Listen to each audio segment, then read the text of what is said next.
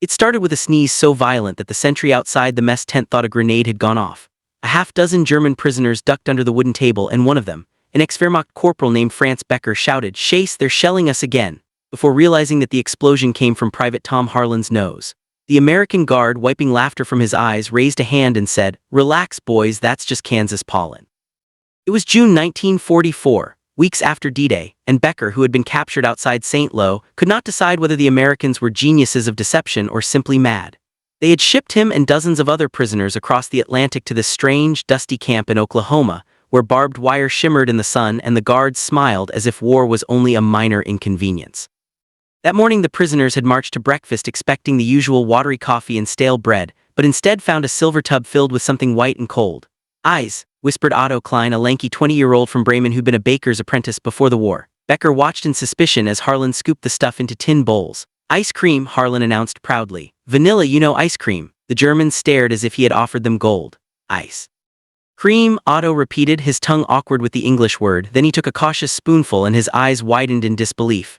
"Mein Gott," he whispered. "It's cold and sweet, it tastes like happiness." The Americans roared with laughter and Becker couldn't help but smirk. Happiness, he'd forgotten what that word felt like. But as the ice melted on his tongue, for a fleeting moment it didn't taste like defeat. That moment was shattered when Captain Riley, the camp commander, strode in holding a telegram that made his jaw tight.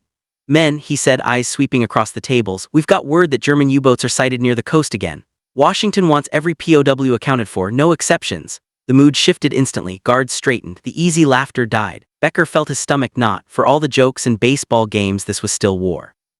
That night, the camp gates clanged shut an hour early and the guards doubled patrols. From his bunk, Becker watched the searchlights carve across the Oklahoma night and wondered if the world had gone mad. Ice cream by day, barbed wire by night. The next morning, Becker's work detail was assigned to load lumber for a nearby farm.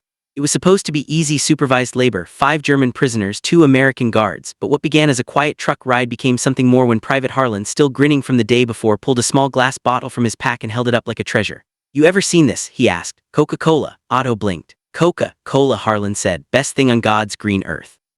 He popped the cap with a knife and handed it to Otto, who took a sip and immediately coughed. It's burning," he sputtered, eyes watering. The Americans laughed so hard the truck nearly swerved off the dirt road. Becker shook his head, hiding a reluctant smile. In a way it was absurd, the enemy sharing their precious drink with men who weeks ago had been shooting at them. But it also said something about these Americans. They didn't hate the Germans, not personally. They hated the war. Becker stored that thought away, uncertain why it mattered. At the lumber site the Germans worked efficiently, their old discipline intact. Harlan kept talking, trying to teach them baseball terms while Otto sang tunelessly about home. But when a rusted nail sliced across Otto's palm and Harlan rushed forward with real concern, Becker's war-hardened instincts flared. "He's fine," Becker snapped. "We can handle it." Harlan ignored him, wrapping the wound with his own handkerchief. "In my book, everyone bleeds red," he said simply. Becker looked away, jaw tight. The young American's words lingered like smoke. That night Becker sat alone behind the barracks, staring at the barbed wire fence that glowed ghostly under the moonlight. He thought of his wife Lot somewhere near Hanover, maybe running from bombs. He thought of his captain who'd ordered him to fight to the last bullet. And he thought of the Americans' bizarre kindness, the ice cream, the Coca-Cola, the laughter. It felt like a trick, but if it was the most disarming one imaginable. The next morning Captain Riley assembled the German non-coms in the yard. "Listen up," he said. "Command decided some of you might help us translate radio intercepts, purely voluntary. You'll get better rations and privileges." Becker's instinct screamed no, collaboration was betrayal, but then Riley added, "And in exchange you'll get to write home." That changed everything. Letters, proof that his wife might still be alive. Becker stepped forward before he could think. "I volunteer," he said. Otto stared at him like he'd grown a second head. "France, are you mad?" Becker shrugged. "Maybe," Riley nodded. "Good, report to the office after dinner." Dinner that night was beans, cornbread, and more talk of freedom after the war. Otto, sitting beside him, whispered bitterly, "Do they think this makes us forget we lost?" Becker didn't answer. He'd learned that silence was safer than truth. After dinner he followed Riley to the small communications shed at the edge of camp. Inside, 2 Americans worked over static-filled radios, scribbling notes. Riley handed Becker a pair of headphones. "Tell me what you hear," he said. Becker listened, frowning. The voice was faint, clipped German, probably a weather report disguised as code. He translated quickly. Riley looked impressed. "You're good," he said. "Do that and I can get you real coffee instead of that sludge in the mess."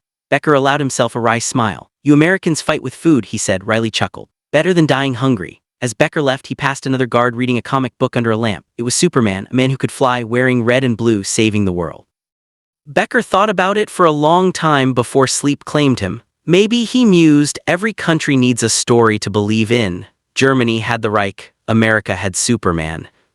The next day brought trouble. During morning roll call, a guard noticed a missing shovel near the east fence. It was small, easily misplaced, but Riley's instincts went on alert. He ordered a full search. Becker watched uneasy as guards turned over bunks and interrogated prisoners. When they reached Otto, he froze. Becker's heart sank. He knew that look. He'd seen it on soldiers about to desert. Riley questioned him calmly, but Otto's hands trembled. "You planning something, son?" Riley asked. "No," Otto stammered, but Becker saw the lie. Later, when the Germans were marched back to the barracks, Becker cornered him. "You fool." He hissed, "You were going to escape." Otto's jaw tight. "I can't stay here, France. My brother's still fighting. I need to go back." Becker stared at him, torn between anger and pity. "You'll die," he said. Otto looked past him at the endless horizon. "Maybe, but at least it'll be my choice." That night Becker couldn't sleep. The wind rattled the tin roof and somewhere a guard hummed a country tune. At midnight he heard it, the faint snip of wire. He sat up, every instinct screaming. He wanted to stop Otto, he wanted to let him go. In the end, he did neither. He just watched the shadows move and whispered, "Gott hilf dir." Sirens wailed minutes later. Searchlights swept across the camp, guards shouting. Becker lay still, knowing what was coming. Within an hour they found Otto's body 2 miles away, caught in a barbed fence. He'd tripped a flare and the guards had fired before realizing he was unarmed. The next morning the camp was silent. Even the Americans looked grim. Harlan avoided Becker's eyes. Captain Riley made a brief announcement. "Private Otto Klein attempted escape last night. He was shot while resisting capture. Burial will be conducted with full respect." Becker felt something inside him break. He'd seen death before, too much of it, but this one felt different. It wasn't glory or duty. It was a boy who just wanted to go home. That afternoon the Americans allowed the Germans to attend the burial. A small wooden cross marked the grave, the earth still raw. Riley stood beside Becker. "I'm sorry," he said quietly. "No man should die that far from home." Becker nodded, voice hoarse. "He was just a baker." "So was my brother," Riley said, "before he shipped out to France." For a long time they stood in silence, two soldiers from opposite sides of a war neither fully believed in. Days passed, the camp settled into uneasy routine again, but something had changed. The laughter at meals felt forced. The Coca-Cola bottles lost their novelty. Even Harlan stopped telling jokes. Becker continued his translation work, but his thoughts drifted more often to Otto's grave and to what freedom really meant. One afternoon, while deciphering a German transmission, he froze. The message wasn't weather or logistics. It was about a possible plan to attack American prisoner ships in the Atlantic.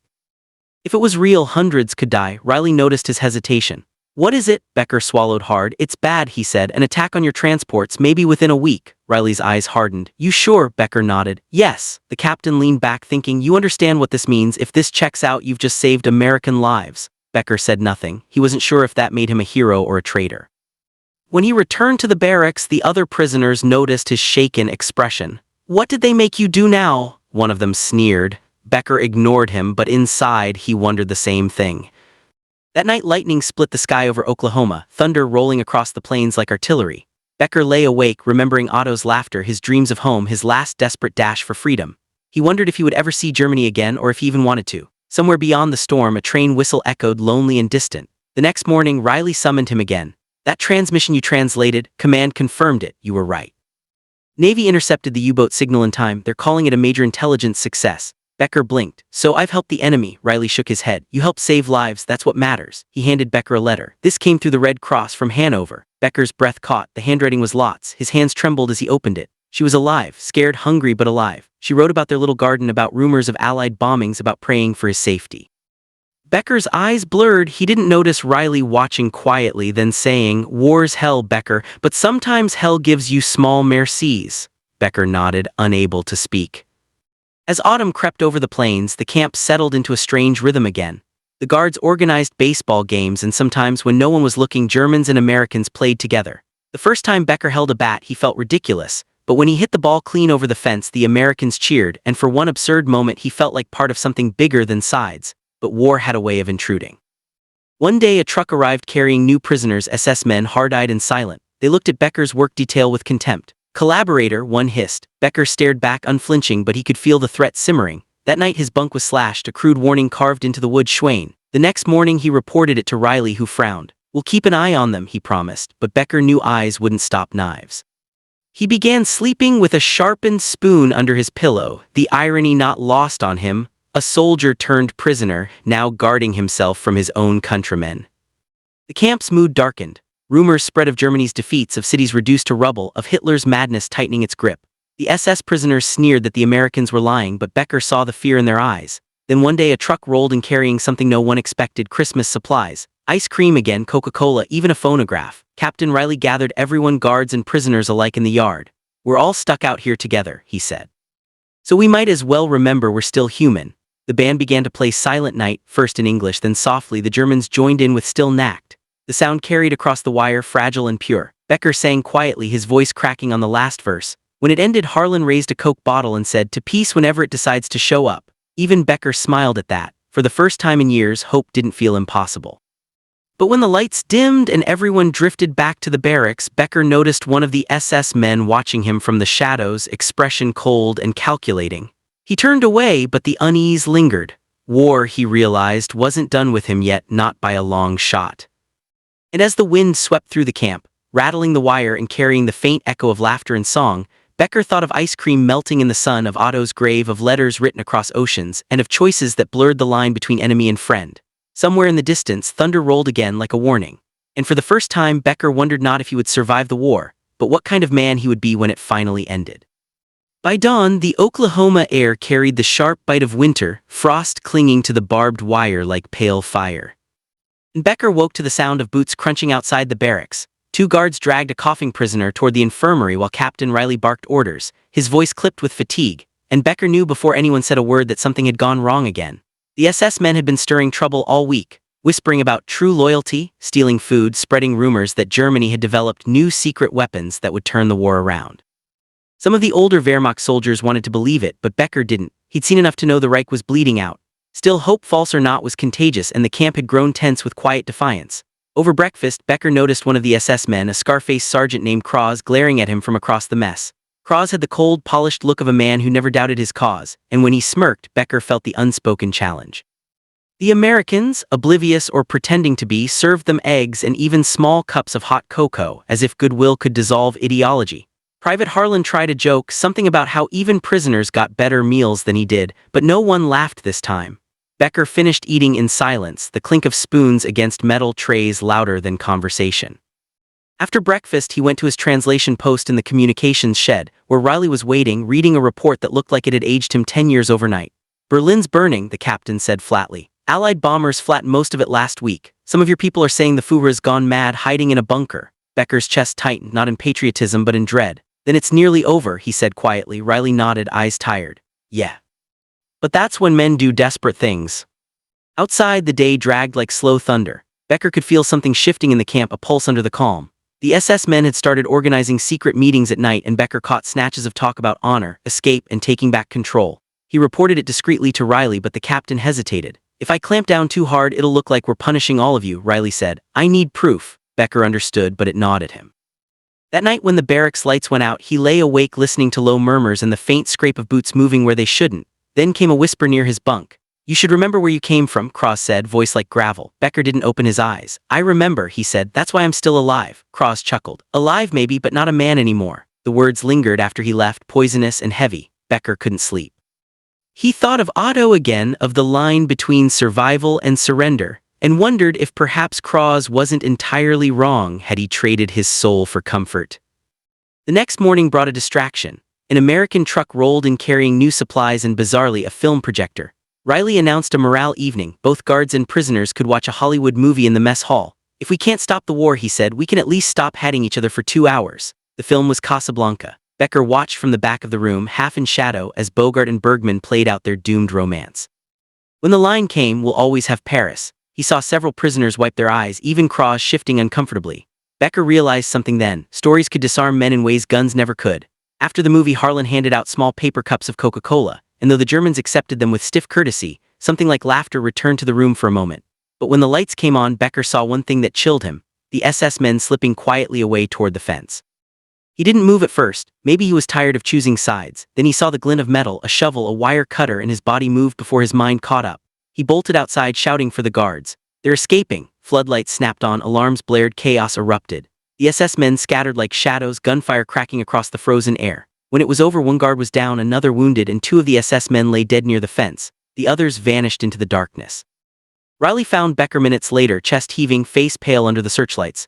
"You did the right thing," the captain said, but Becker shook his head. "I told you this would happen," Riley sighed, "and I listened, but we can't predict madness." By morning the camp was under lockdown again. The remaining Germans were furious, some at the SS for ruining their fragile peace, others at Becker for warning the Americans. Kraus was dead, but his venom lived on in whispers. "Traitor," someone muttered as Becker passed. Harlan tried to cheer him up with a clumsy "don't let the bastards get you down," but Becker barely smiled. Later, when he returned to the communications shed, Riley handed him a letter. "Another one from Hanover," he said. Becker's hands trembled as he opened it, but his heart dropped as he read. The house was gone, bombed, Lot was missing. A neighbor had written the note. No one had seen her since the raid. The room tilted. Riley reached for him, but Becker waved him off. "No," he said hoarsely, "just no." He stumbled outside, the air sharp with cold, and for the first time since capture he felt truly alone. That night he didn't translate, didn't eat. He sat behind the barracks, staring at the horizon, the stars cold and indifferent. When Harlan found him hours later, he said softly, "There's nothing fair in war, friend, but sometimes you keep walking anyway." Becker didn't answer, but the words took root somewhere deep. Weeks passed. The escapees were never found, though a rumor spread that one had made it to Mexico before being caught by ranchers. Slowly, life at the camp resumed its strange normalcy. Baseball games, work details, even laughter again, but Becker had changed. He worked like a machine, precise and quiet, earning the Americans' respect and the Germans' suspicion. Then one morning a convoy of jeeps rolled in carrying new orders. Europe was collapsing. The war was nearly over. "They're calling it the beginning of the end," Riley told him. "Berlin's surrounded, Hitler's finished." Becker felt nothing but exhaustion. Endings weren't clean in war, they just stopped bleeding long enough for men to start again. But that night when the radio crackled with the announcement of Germany's surrender, the camp erupted in a surreal mixture of cheers, tears, and disbelief. Some Germans fell to their knees, others shouted that it was lies. Becker stood still, listening to the static fade into silence. Riley approached quietly. "You're a free man now," he said. Becker laughed once, a short, bitter sound. "Free? I don't even know what that means anymore." In the following weeks, the Americans began processing releases. Some prisoners begged to stay, terrified of returning to rubble and vengeance in the fatherland. Becker wasn't sure which side he belonged to anymore. Then one day Harlan appeared at his barracks with a small cardboard box. Inside were photographs, ones they'd developed from film confiscated months earlier. Among them was a picture of Becker squinting against the sun, holding a baseball bat mid-swing. Harlan grinned. "Proof you weren't always so damn serious."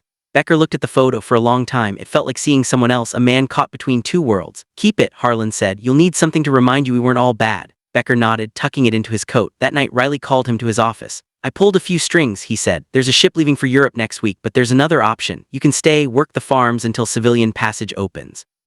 We'll pay you fair wages." Becker stared. "You'd trust me after all this?" Riley smiled faintly. "I don't trust flags much anymore, Becker, just people."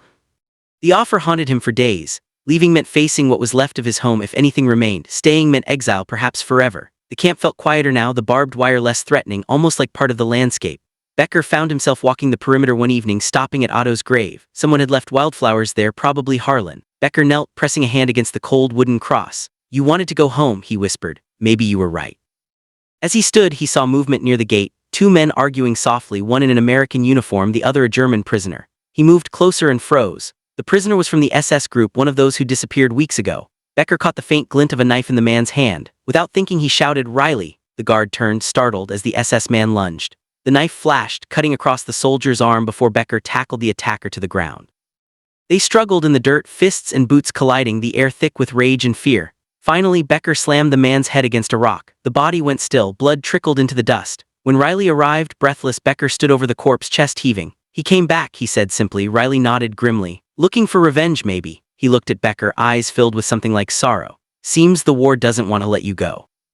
In the aftermath, Becker sat in Riley's office again, knuckles bruised, silence stretching between them. Finally, Riley said, "You just saved that guard's life, you could have walked away." Becker looked out the window at the rising sun. "Maybe I wanted to prove something." "To who?" Riley asked. Becker didn't answer. The captain poured 2 cups of coffee, slid one across the desk. "Then here's to whatever that was." They drank in silence. Outside, the camp was dismantling, fences coming down, trucks loading supplies, men preparing to leave. Becker watched the barbed wire being rolled away, the symbol of his captivity disappearing one coil at a time. It should have felt liberating. Instead, it felt empty. On the morning of his departure, Harlan met him by the gate, holding 2 bottles of Coca-Cola.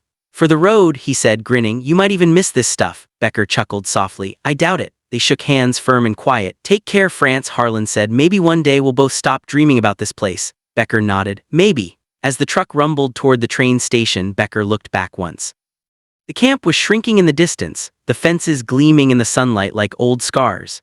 In his pocket, the photograph pressed against his chest, warm from his body. He thought of Lot, of Otto, of the ice cream and the Coca-Cola that had once seemed so absurd, and he realized that those small, foolish moments of kindness had saved him as surely as any weapon.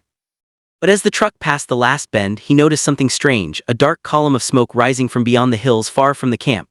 Riley had mentioned an old munitions depot out there, abandoned since the war's end. Becker frowned, unease prickling at the back of his neck. The smoke twisted upward like a warning, black against the morning sky. He turned to ask the driver, but the man just shrugged. Probably nothing, he said. Becker wasn't so sure. He watched the smoke until it vanished behind the horizon, a lingering shadow in a world that still hadn't learned how to stop burning. And as the truck rolled on, the road stretching endless before him, Becker finally understood that freedom was not the absence of walls. It was the burden of remembering what had happened inside them. The smoke haunted Becker like a ghost, curling through his mind long after the truck had left the camp behind. By the time they reached the small Oklahoma rail station, he was sure it wasn't just a fire. It had meaning, or maybe warning, though he couldn't have said what kind, only that something unfinished had been left smoldering behind him. The American officer handling prisoner transfers barked orders in a voice that didn't belong to peace yet, still sharp, still carved by war, and Becker obeyed automatically, boarding the train with a dozen other German POWs bound for the coast. The car smelled of oil, dust, and fear. Outside, the prairie rolled endlessly under a low gray sky, so open it felt like an accusation. Becker stared out the window, watching telephone poles flick by like soldiers marching backward through time.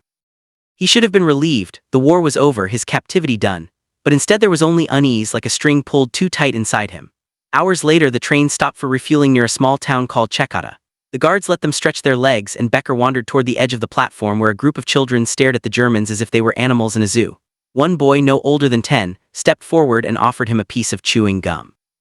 Becker took it hesitantly, the sweet mint taste strange on his tongue. "You're not bad guys, right?" the boy asked. Becker hesitated. "Not anymore," he said softly. But as he turned away, he saw a telegraph operator inside the station gesturing urgently to a soldier, whispering something that made the man stiffen. Moments later, the guard captain was striding down the platform, shouting for everyone to reboard. Becker caught a word, fire, and his stomach dropped. The smoke, the depot. He climbed back onto the train as the whistle shrieked, the wheels grinding into motion. Through the window, he saw a second plume of smoke rising far to the west, bigger this time, blacker. By nightfall, rumors spread among the prisoners. Some said a group of escaped Germans had blown up the depot, others whispered that Americans had done it themselves, accident or cover-up, no one knew. But Becker couldn't shake the memory of Krause's dead eyes and the fanaticism in the SS men who'd vanished weeks earlier. Could they have circled back for revenge? He tried to dismiss the thought, but it clung to him like dust. At dawn, the train reached the coast, the air thick with salt and gull cries. The POWs were herded toward a waiting ship, their paperwork stamped repatriation. Becker should have felt something, hope, dread, closure, but instead he watched the horizon with hollow eyes. A U.S. sergeant doing head count frowned. "We're missing one," he muttered, flipping through the list. "There should be 13. The guards searched the train but found nothing. Someone had vanished in the night. Riley's voice echoed in Becker's head. "The war doesn't want to let you go." On deck, Becker leaned against the railing as the ship pulled away, the American coastline fading into mist. He thought of ice cream, Coca-Cola, and graves under foreign soil. Then faintly, he smelled smoke again, not from the ship's funnel but from something burning far inland. He turned his face to the wind and told himself it was imagination. The voyage took 10 days. The Atlantic was restless, gray waves slapping against steel hull, gulls circling like ghosts of drowned men. The Germans were kept below deck most of the time, but Becker volunteered to help in the galley, preferring work to silence. One night as he scrubbed pans, a sailor leaned close and whispered, "You're from that Oklahoma camp, right? Heard something weird, an ammo dump went up out there, but they say it wasn't an accident. Feds are sniffing around." Becker froze. "Did anyone die?" he asked. The sailor shrugged. "Couple of guards, maybe more, they're keeping it quiet." Becker felt the deck sway beneath him. He washed the dishes harder, but the image of fire licking at barbed wire wouldn't leave his mind. If those SS fanatics had done it, they'd dragged innocent men down with them. If Americans had covered it up, the truth would rot beneath layers of official lies. Either way, it was the same poison, war refusing to die. That night, Becker dreamed of Otto again, standing in the middle of a burning camp, ice cream melting down his hands, saying, "You can't sweeten hell, France." He woke sweating, heart pounding. When the ship finally docked in Bremerhaven, Germany was unrecognizable. The skyline looked like broken teeth, whole neighborhoods flattened into ash. The air smelled of wet cement, smoke, and despair. American MPs processed the returnees quickly, handing out ration cards and flimsy travel passes. Becker stepped onto the cracked pavement feeling both alien and native, like a ghost returning to its own grave. Everywhere he looked were people scavenging bricks, rebuilding, surviving. He made his way toward Hanover, hitching rides on army trucks and walking when he had to. Days blurred together until he found himself standing before what had once been his street. It was gone, nothing left but rubble and the twisted frame of what might have been his house. He dropped to his knees, sifting through ash until his fingers closed around something, a piece of scorched wood, the faint outline of a photo frame burned away. He stared at it for a long time before a voice behind him said, "Looking for someone?" Becker turned to see a woman in a tattered coat, her eyes wary. "My wife," he said hoarsely. "Lot Becker." The woman's face softened. "There was a woman by that name. She worked at the aid station before it was bombed. They moved survivors south to a camp near Göttingen." Becker's chest filled with a fragile, dangerous hope. "Thank you," he whispered, pressing his only possession, the photograph of himself at the camp, into her hands, "for remembering." The journey south was brutal. Trains ran rarely, bridges were gone, and every town was a wound. Becker walked most of the way, sleeping in barns, trading labor for food. Along the road, he saw posters from the new Allied administration warning against former Nazis, urging citizens to inform. Once in a tavern, someone recognized his accent and spat at him. "Another soldier," the man sneered. "Another murderer." Becker didn't argue. He'd lost the energy to defend or condemn. In Göttingen, he found the aid camp, a cluster of tents and wooden huts filled with thin, pale faces. A British officer checked his papers and pointed toward a medical tent. Becker stepped inside, breath held tight. The nurse looked up and for a moment he thought it was her. Same eyes, same tilt of head, but when she spoke her voice was different. "Can I help you?" she asked gently. "I'm looking for Lot Becker." The nurse hesitated, flipping through a ledger. "Becker, yes, she was here. But she left months ago. They said she went to Hamburg looking for relatives." Becker nodded slowly, gripping the table for balance. "Thank you," he whispered again, the words tasting like ash. He stayed in Göttingen a week, helping repair roofs and dig latrines. The people there accepted him cautiously, as if waiting to see which kind of German he was, the guilty or the broken. One evening, a group of young men gathered around a makeshift radio, listening to American broadcasts. When they heard jazz, real jazz, they laughed and clapped, even danced a little. Becker watched them, realizing that survival wasn't just about food or shelter. It was about refusing to let the world turn you into stone. That night, he dreamed not of war, but of laughter echoing through barbed wire. The next morning, as he prepared to leave for Hamburg, a truck pulled into the camp painted with American markings. Becker froze when he saw the man who stepped out. Captain Riley, older, thinner, but unmistakable. "Well, I'll be damned," Riley said with a grin. "I told them you'd probably end up rebuilding the whole damn country." Becker stared, disbelief and relief colliding in his chest. "What are you doing here?" he asked. "Post-war liaison," Riley said. "We're helping organize reconstruction. Thought I'd check if any of my old guests were still breathing." He extended a hand. Becker took it, the handshake heavier with unspoken memory. "I heard about the depot," Becker said quietly. Riley's grin faded. "So did I. Official story says accidental fire. Unofficially," he trailed off. "You think it was them," Becker said. Riley nodded once. "We never found bodies." "I think a few of your countrymen wanted one last headline." Becker stared at the ground. "And the guards? 2 dead," Riley said. "One was Harlan."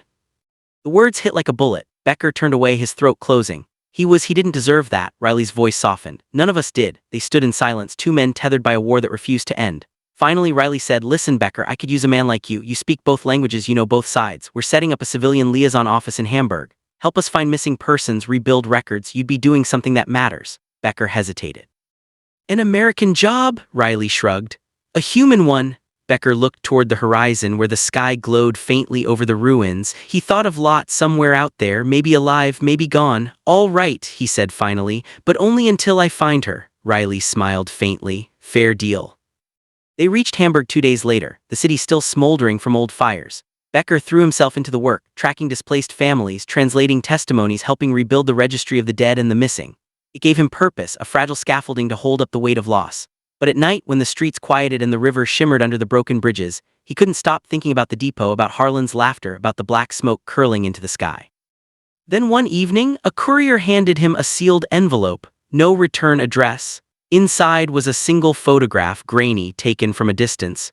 It showed a man standing near a campfire somewhere in the American Midwest, his face half hidden but the stance unmistakable. Cross, alive. Becker stared at the image until his hands shook. On the back, someone had written, "He's not done yet." For a long time, Becker sat in silence, the photograph trembling between his fingers. Then slowly a strange clarity settled over him. The war hadn't ended, it had only changed shape. The enemies weren't nations anymore, but ghosts of belief drifting across oceans. He folded the photo carefully, slipped it into his coat pocket, and stepped out into the ruined street where the wind smelled faintly of salt and smoke. Somewhere in the distance, church bells rang, tentative and unsure, as if testing whether the world was ready for peace. Becker wasn't sure it ever would be. He started walking, the sound of his boots echoing softly against the stones, and though he didn't know where the path would lead to Lot, to Cross, to redemption or ruin, he walked anyway because that's what survivors did. They kept moving through the ashes, chasing whatever light refused to die. The photograph burned in Becker's pocket like a secret too dangerous to exist, and as he walked through the ruins of Hamburg that evening, he knew sleep wouldn't come again until he learned the truth. Cross alive meant the past wasn't done with him, and if the smoke in Oklahoma had been his doing, then the ghost of the Reich was still crawling through the cracks of the New World. Riley found him the next morning at the liaison office, hunched over a pile of missing persons reports, eyes bloodshot.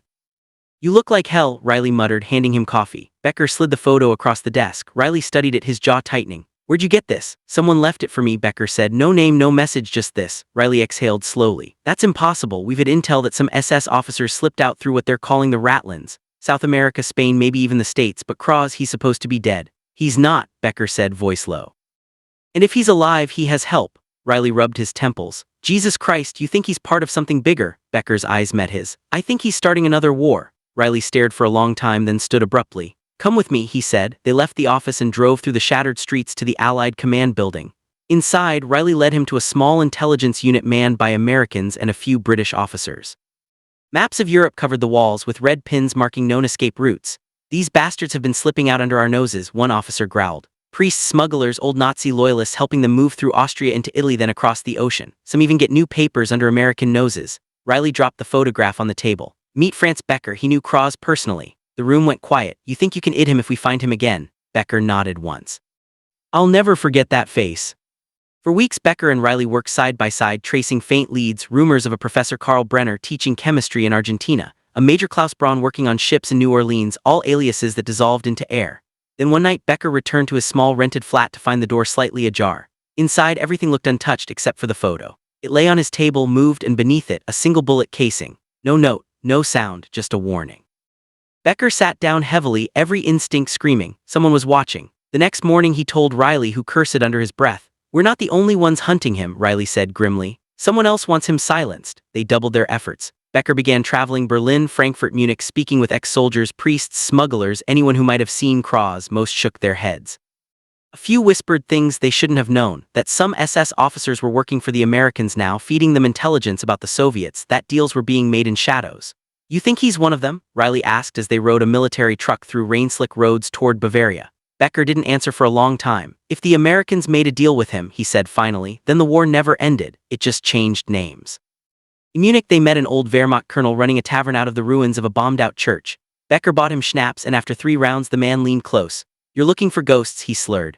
"I heard one of your kind, the quiet ones, the ones who still believe, was seen near Lake Constance, Swiss border. They say he meets with men from the Vatican, trades names for papers." Becker's pulse quickened. A priest or a devil," the man said with a laugh that turned into a cough.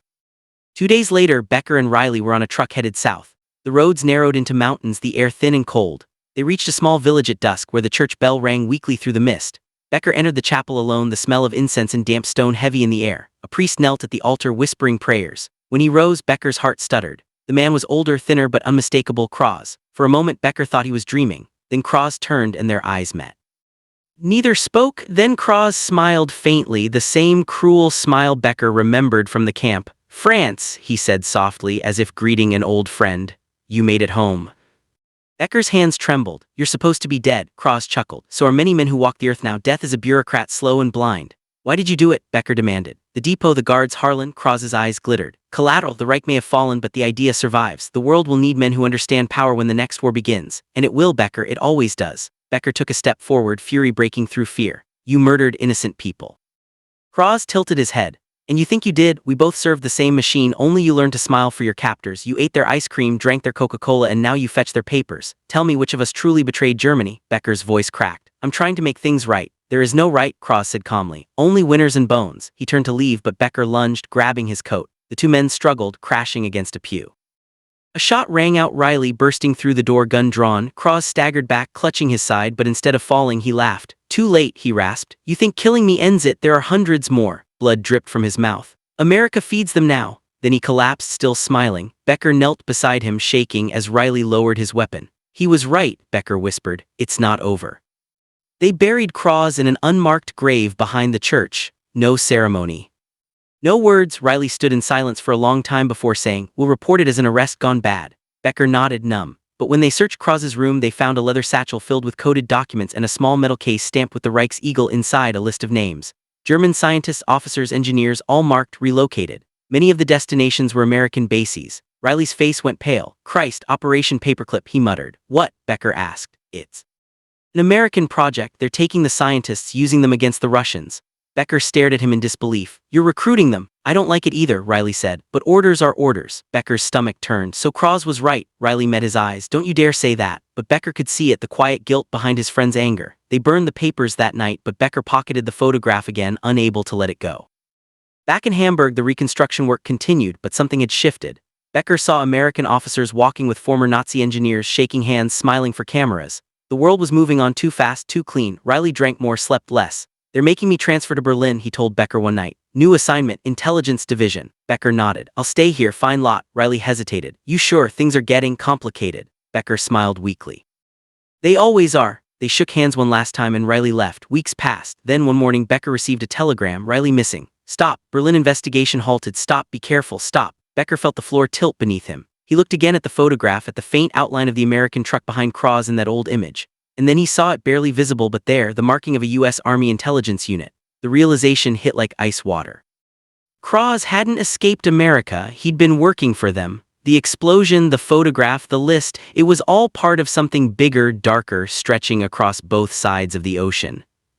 That night Becker stood on the bridge over the Elbe, the wind cold against his face, the city lights flickering like dying stars. He thought of Riley, honest, flawed, loyal, and felt something inside him harden. He couldn't walk away now. The war's ghosts were still writing history and someone had to stop them. He pulled out Krause's old satchel, the one Riley hadn't turned in, and opened it again.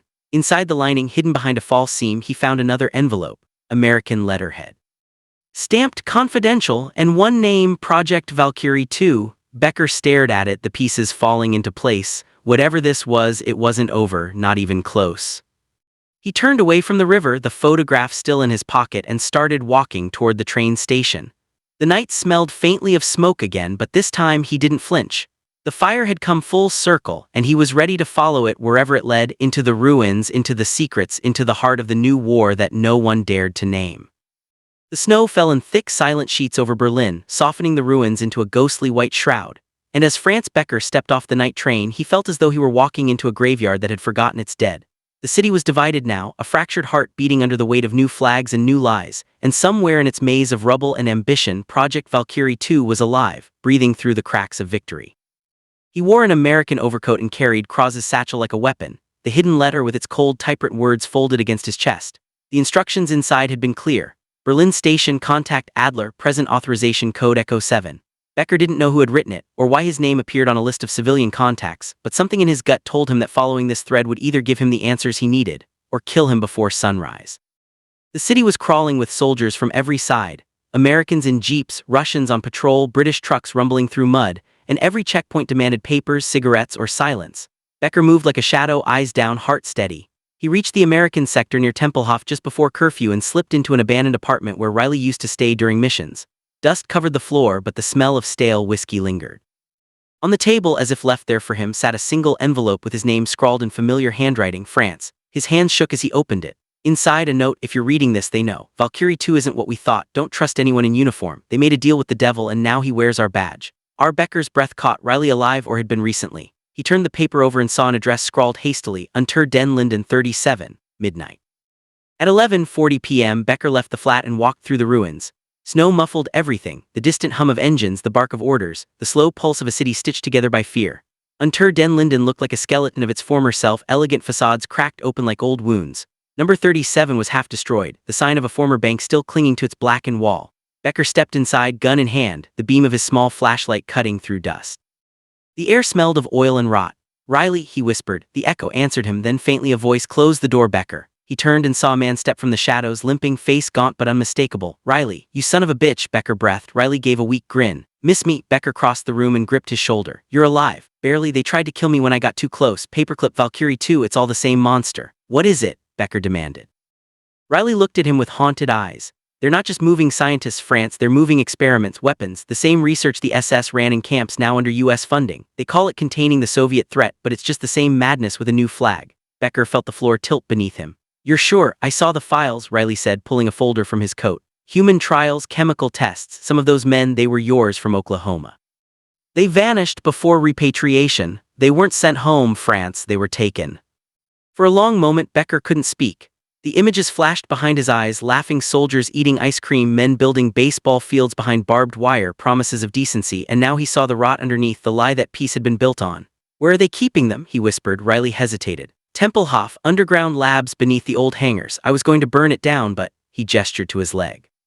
Didn't quite work out. Becker stared at the snow falling through the broken roof. Then we finish it together. Riley shook his head. You can't win this, France. It's not about winning, Becker said quietly. It's about ending something. Riley gave a dry laugh. You sound like me before I got old. They left the bank at 1 a.m., moving through alleys, avoiding patrols, two ghosts walking into the mouth of history.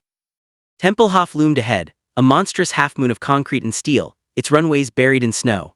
They slipped through a maintenance tunnel, following the hum of generators until they reached a heavy door marked authorized personnel only. Riley picked the lock with trembling hands, and they descended into a corridor lined with humming lights and the faint smell of disinfectant. Inside, Becker saw things he'd hoped were gone forever: cells, observation windows, surgical tables, cages. On the wall hung an American flag. My God, he whispered. Behind glass, a man in a white coat looked up, startled. Becker leveled his pistol. Step away, he ordered in English. The man raised his hands. I'm just a doctor. You were one at Dachau too, Becker snarled. The doctor froze. I followed orders. So did we all, Becker said, voice breaking. That's how hell survives. Riley moved to a control panel, flipping switches, unlocking doors. Alarms began to wail, red lights flashing across the hall. The doctor lunged for a button and Riley shot him once clean through the chest. No going back now, Riley muttered. Becker opened cages, pulling terrified prisoners into the corridor, Russians, Poles, even a few Germans. Run, he told them. Get out before they come. Above, boots thundered down the stairs. Riley tossed Becker a satchel. Charges, he said. Old habits die hard. Becker nodded, setting them along the main fuel line. How long? 5 minutes once we light it. They moved fast, smoke filling the tunnels, gunfire echoing behind them. Becker felt a searing pain in his shoulder, a bullet grazing him, but he kept going, dragging Riley toward the exit. Outside, the snow had turned to ash. Sirens blared across the airfield. Becker pulled Riley behind a truck as the last charge detonated. The ground shook, fire tearing through the hangars in a roaring wave. Metal screamed, glass shattered, and the sky turned orange. Riley laughed, breathless, blood soaking his coat. Guess we did it, he gasped. Becker looked at him, realization dawning. You're hit, Riley smiled weakly. Always was a lousy shot, even worse target. Don't, Becker said, gripping his hand. We're almost there, but Riley was already fatting, eyes distant. Listen, France, he murmured. Whatever comes next, don't let them write the story without the truth. Becker's throat tight. You'll tell it yourself. Maybe, Riley whispered, and then he was gone. Becker sat beside him until the flames reached the edge of the tarmac. He stood slowly, the heat licking at his face, the world collapsing in light and sound. Then he turned and walked into the snow, the photograph still in his pocket, its edges singed by fire. By morning, the base was a smoldering ruin, the Americans calling it an accident, the Russians blaming sabotage, and no one daring to admit what had burned beneath their feet. Becker disappeared that day. Some said he fled to Switzerland, others claimed he was captured by the Soviets or shot trying to cross into the French zone. But weeks later, in a small village near Lake Constance, an old postmaster received an envelope with no return address. Inside was a single photograph, two men standing on an airfield, smoke curling behind them, and a note written in steady German hand. The war ends only when we stop pretending it, over. Years passed. The world rebuilt itself again, painting over scars with neon lights and new flags. American rockets rose into the sky, born from the minds of men who once wore black uniforms. In a quiet archive in Bonn, a historian sorting through declassified files paused over a folder marked Valkyrie 2. Inside, among faded memos and photographs, was a small personal item, a torn satchel label with the name F. Becker burned into leather, and beneath it, a single photograph of a man standing in snow looking toward the horizon. His face was calm, almost at peace, but his eyes still held the weight of something unfinished. The historian showed it to her colleague. Do you know who he was? She asked. The other shrugged. Just another ghost from the old war, I suppose.